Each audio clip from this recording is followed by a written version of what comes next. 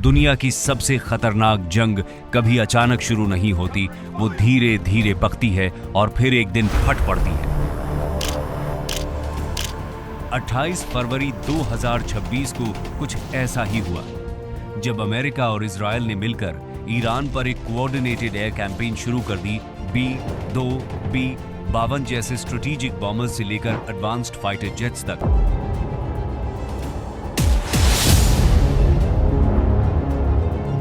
सब कुछ दांव पर लगा दिया गया। शुरुआती हमलों में सिर्फ मिलिट्री बेसिस ही नहीं, बल्कि ईरान के कमांड सेंटर्स और टॉप लीडरशिप भी निशाने पर आ गई। यहां तक कि आयतुल्ला अली खामेनेई की मौत की खबरों ने इस कॉन्फ्लिक्ट को सीधा एस्केलेशन की तरफ ढकेल दिया। इसके जवाब में ईरान ने सैकड़ों ड्रोन्स और बैलिस्टिक मिसाइल्स दाग दिए, जो इजराइल ही नहीं बल्कि पूरे पश्चिम एशिया में फैले अमेरिकन बेसिस तक पहुंचे। और फिर एक ऐसा मोड़ आया जिसने सबको चौंका दिया। ईरान के ऊपर कॉम्बैट मिशन के दौरान अमेरिका का F-35 लाइटनिंग II हिट हो गया। ईरान ने इसे गिराने का दावा किया, जिसके बाद इस फाइटर जेट को पश्चिम एशिया में मौजूद एक अमेरिकन बेस पर इमरजेंसी लैंडिंग करनी पड़ी। अब सवाल सिर्फ ये नहीं है कि जंग शुरू कैसे हुई, असली सवाल ये है कि क्या ये कॉन्फ्लिक्ट भी उसी तरह मिडिल ईस्ट का नक्शा बदलने वाला है जैसे 1967 का 6 डे वॉर था। यह सवाल इसीलिए भी अहम है क्योंकि जिस तरह आज पूरा रीजन धीरे धीरे एक बड़े वॉर थिएटर में बदल रहा है, वो हमें हिस्ट्री की तरफ देखने पर मजबूर करता है। मिडिल ईस्ट में पहले भी एक ऐसा ही मोड़ आया था, जब टेंशन सालों तक धीरे धीरे बढ़ती रही, अलायंसेस बनते बिगड़ते रहे और फिर अचानक एक ऐसी जंग छिड़ी जिसने सिर्फ 6 दिन में पूरी पावर डायनामिक्स बदल दी। तो चलिए समझते हैं 1967 के 6 डे वॉर की पूरी कहानी। स्टडी IQ IAS, आपका सिलेक्शन हमारा मिशन। 6 day war 1967। दोस्तों, आज हम एक ऐसी वॉर की बात करने वाले हैं जिसने 1967 में मिडिल ईस्ट का नक्शा ही बदल कर रख दिया था, और वो भी सिर्फ 6 दिन में। उन 6 दिनों में इजराइल न सिर्फ अपने से ज्यादा रिसोर्सेज वाली 3 अरब आर्मीज को हरा देता है, बल्कि अपने ओरिजिनल साइज की तुलना में 4 गुना टेरिटरी भी गेन करता है। साथ ही रीजन की प्री एमिनेंट मिलिट्री पावर बनकर भी उभरता है। इस वॉर ने इजराइल को सर्वाइवल के लिए फाइट करने वाले नेशन से एक ऑक्यूपायर और रीजनल पावर हाउस में ट्रांसफॉर्म कर दिया था। आज 50 साल से ज्यादा गुजर जाने के बाद भी इस वॉर के आफ्टर इफेक्ट्स देखने को मिलते हैं। तो आइए इसके बारे में विस्तार से जानते हैं। बैकग्राउंड। दोस्तों, 1967 में 6 डे वॉर अचानक से नहीं हो गया था। ये इजराइल और अरब स्टेट्स के बीच कई दशकों से चल रही पॉलिटिकल टेंशन्स और मिलिट्री कॉन्फ्लिक्ट्स का नतीजा था। 1917 में ब्रिटिश गवर्नमेंट द्वारा की गई बैलफोर डिक्लेरेशन में कहा गया था कि वो पैलेस्टाइन में जूइश लोगों के लिए नेशनल होम के एस्टैब्लिशमेंट को सपोर्ट करते हैं, और तभी से ज्यूज यहां बड़ी संख्या में आने लगे थे। सेकेंड वर्ल्ड वॉर के दौरान ये ट्रेंड और भी ज्यादा बढ़ जाता है। इसके बाद नवंबर 1947 में यूनाइटेड नेशंस के रेजोल्यूशन 181 के तहत पैलेस्टाइन को अरब और जूइश स्टेट्स में पार्टीशन करने का फैसला होता है, और ज्यूज और अरब्स के बीच तुरंत ही क्लैशेस शुरू हो जाते हैं। पैलेस्टाइन एक अरब टेरिटरी थी, और यहां रह रहे मुस्लिम्स को उनके ही घर से बेदखल करने का काम शुरू हो गया था। वहीं ज्यूज अपनी रिलीजियस मान्यता के अनुसार इस रीजन को अपना इंसेस्ट्रल होमलैंड मान रहे थे। इस बीच मई 1948 में इजराइल अपनी इंडिपेंडेंस डिक्लेयर कर देता है, और इसके रिएक्शन में अरब फोर्सेस, जिसमें इजिप्ट, जॉर्डन, सीरिया, लेबनान और इराक जैसे देश शामिल थे, इजराइल पर अटैक कर देते हैं। इसे फर्स्ट अरब इजरायली वॉर भी कहते हैं। यह एक फेल्ड इन्वेजन रहा था। फरवरी और जुलाई 1949 के बीच इजराइल और अरब स्टेट्स के बीच सेपरेट आर्मिस्टिस एग्रीमेंट साइन किए जाते हैं, जिसके बाद इजराइल और उसके नेबर्स के बीच एक टेम्पररी फ्रंटियर फिक्स हो जाता है। इसके बाद 1956 में सुएज क्राइसिस के दौरान दूसरा मेजर कॉन्फ्लिक्ट हुआ था, और फिर लेट 1950s और अर्ली 1960s का एरा रिलेटिवली काम रहता है। लेकिन पॉलिटिकल सिचुएशन अभी भी चाकू की नोक पर ही रखी हुई थी।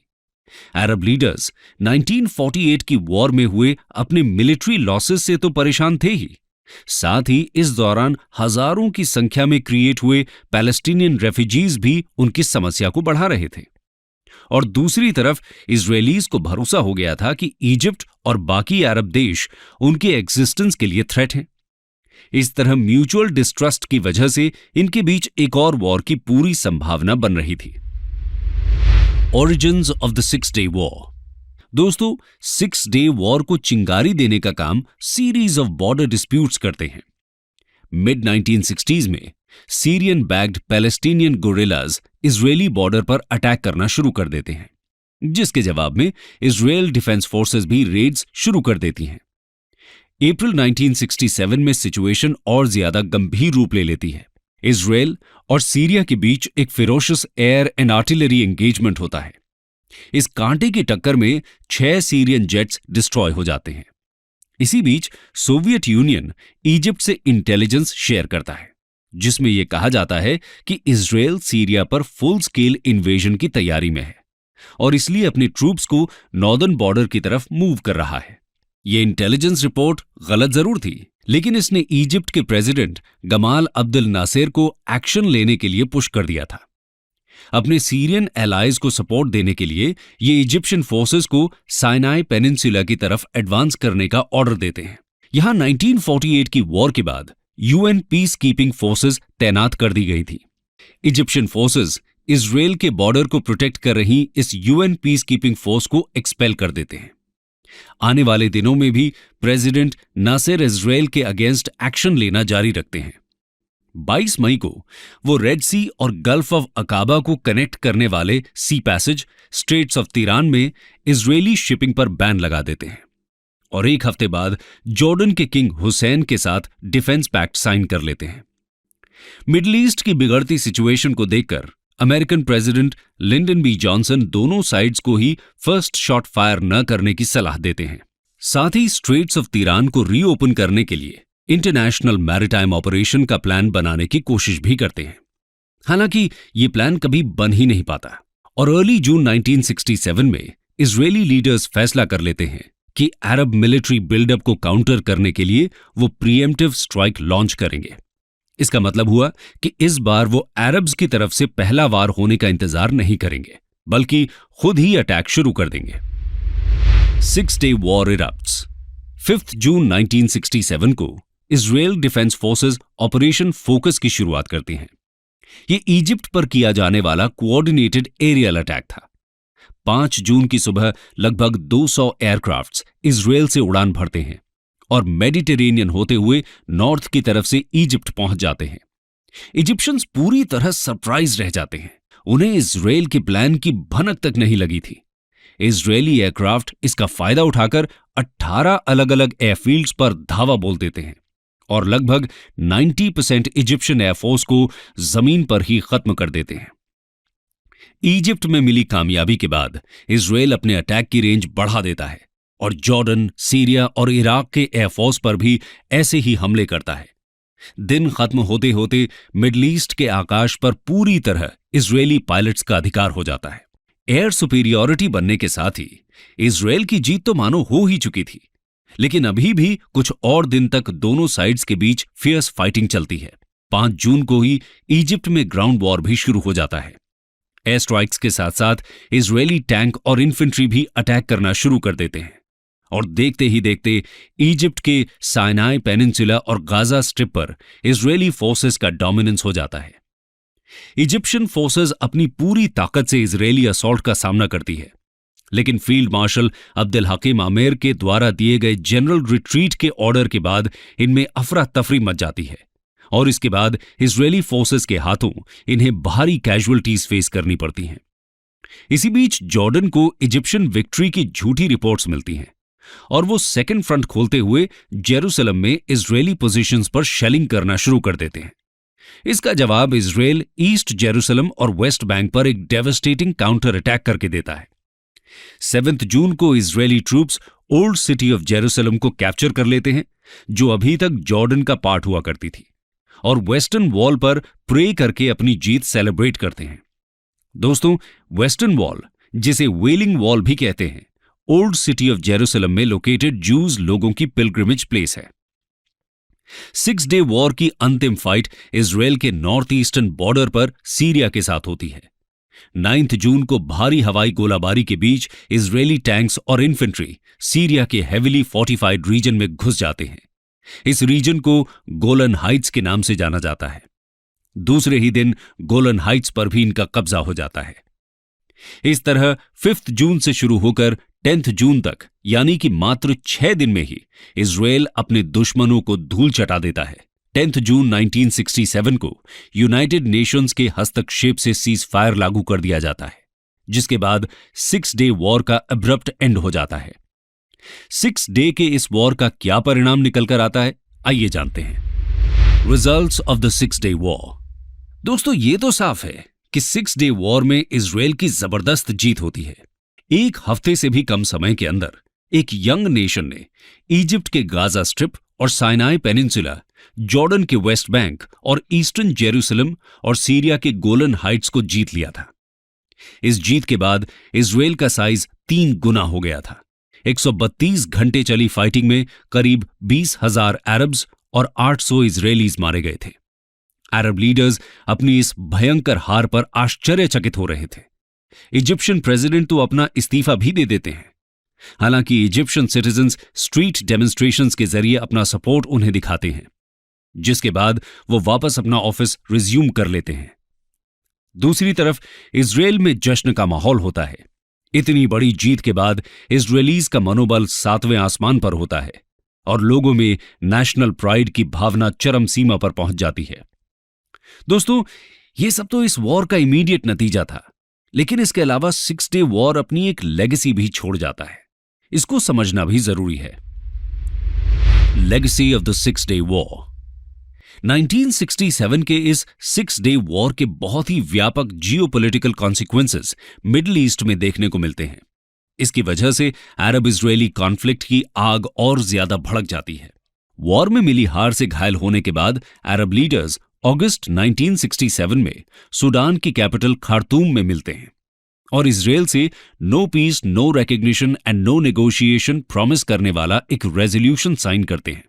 मतलब अरब स्टेट्स ना तो इजराइल देश को मान्यता देंगे, ना उसके साथ कोई नेगोशिएशन करेंगे और ना ही शांति स्थापित करने का कोई प्रयास करेंगे। इसी का नतीजा होता है कि 1973 में अरब स्टेट्स का इजराइल के साथ 4th मेजर कॉन्फ्लिक्ट यानी कि योम किपुर वॉर होता है। वेस्ट बैंक और गाजा स्ट्रिप पर कब्जा होने से 1 मिलियन से भी ज्यादा पैलेस्टीनियन अरब्स इजराइल स्टेट का पार्ट बन जाते हैं। बाद में हजारों की संख्या में ये लोग इजरायली रूल छोड़कर भागते हैं, जिससे रेफ्यूजी क्राइसिस और भयंकर हो जाता है और इसी की वजह से रीजन में पॉलिटिकल टर्मोइल और वायलेंस की सिचुएशन बनी रहती है।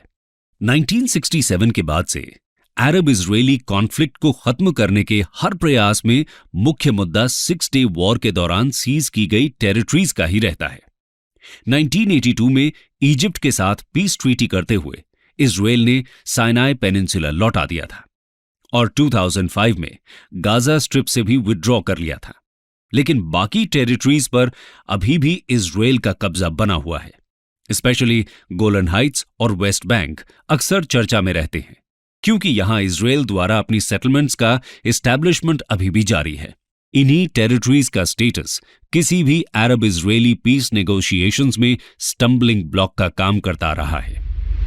कंक्लूजन। दोस्तों, इस तरह 1967 में हुए सिर्फ 6 दिन के इस वॉर ने मिडिल ईस्ट का नक्शा पूरी तरह बदल दिया। इस वॉर के बाद इजराइल रीजनल सुपर पावर के रूप में एस्टैब्लिश हुआ। 1967 के बाद 1973 में एक बार फिर अरब स्टेट्स और इजराइल योम किपुर वॉर में आमने सामने होते हैं। यहां एक बार फिर इजराइल की जीत होती है।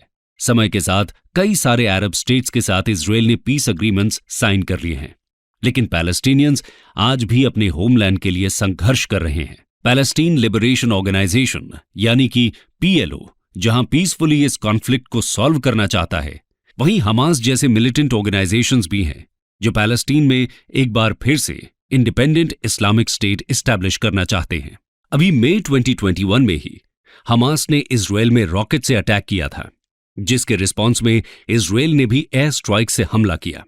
इस तरह 1967 में इजराइल की जो डोमिनेंट पोजीशन मिडिल ईस्ट में बनी थी वो आज भी कायम है, लेकिन उसके लिए बहुत बड़े स्तर पर रिसोर्सेज और ह्यूमन लाइव्स को सैक्रिफाइस भी लगातार किया जा रहा है। स्टडी IQ IAS, आपका सिलेक्शन हमारा मिशन।